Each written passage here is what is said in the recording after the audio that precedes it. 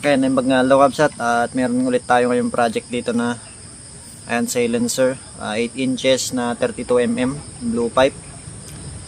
Ayan. So nai-align na natin. So ito ay ayan, CO2 na unit. So sinalpakan lang muna natin siya ng quick fill dahil wala tayong CO2 tank. Kaya pump muna ginamit natin dito. Ayan. Medyo may kalumaang unit pero sobrang bigat. So tatlong baffles lang pa yung ginawa natin dito.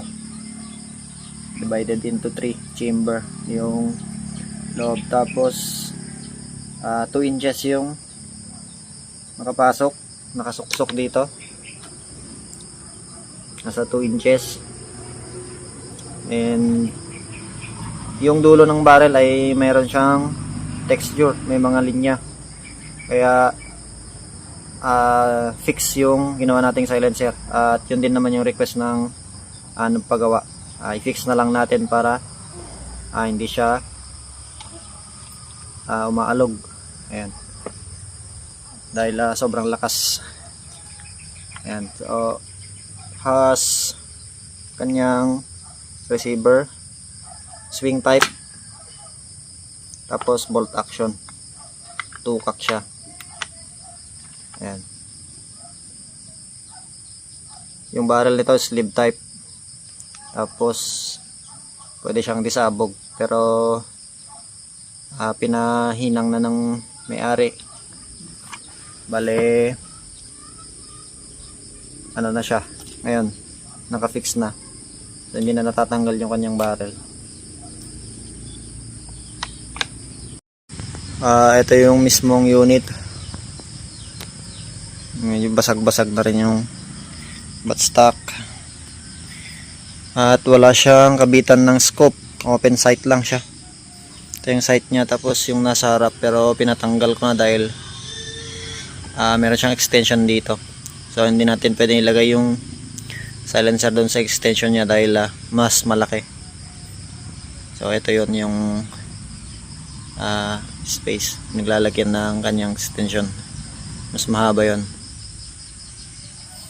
Then malaki din pala yung kanyang tangke at may extra dito sa ilalim hanggang dito. Ito, ayan, meron siyang extra. Ewan ko lang kung tank pa siya or ano lang, lagayan ng sling. At saka ito yung kanyang bolt sa ilalim. Ayan, swing type na bolt action. Ito yung pangalan ng airgun. Ayan.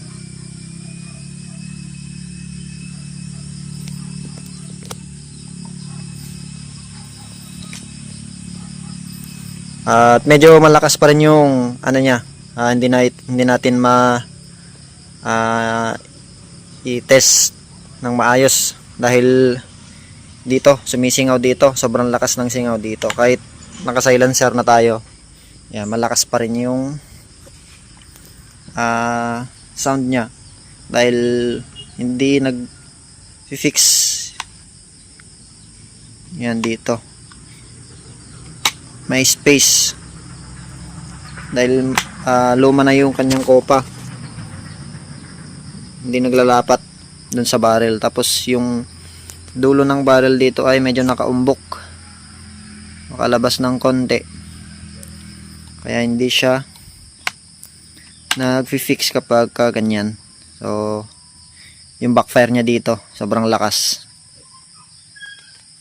So antayin muna natin yung may-ari kung ano yung magiging decision niya, kung gagawin natin siyang o-ring type. Ayan, ito yung ano niya, kopa. Ayan, pudpud na rin. Tapos need din natin siyang bawasan yung nakaumbok na barrel. Dapat pantay siya dito para maganda yung lapat ng o-ring kapag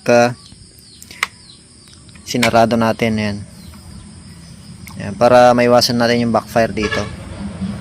Then ito din pala ay tumatalbog.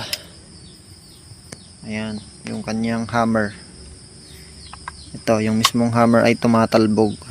So katulad din siya ng mga foot pump. So hindi siya katulad ng mga unit natin ngayon.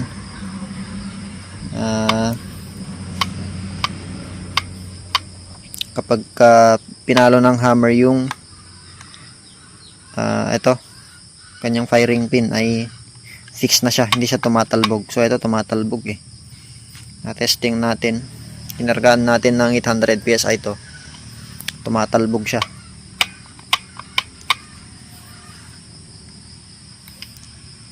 Ayan, so solid yung bat. Ang bigat, sobrang bigat. Ayan, magkasim bigat dun sa unit natin, yung PCP. Pero ito CO2 lang siya, wala pa siyang accessories, pero sobrang bigat na. At maliit lang din naman yung nilagay natin na silencer. Ayan. So bale ito pipinturahan na lang natin.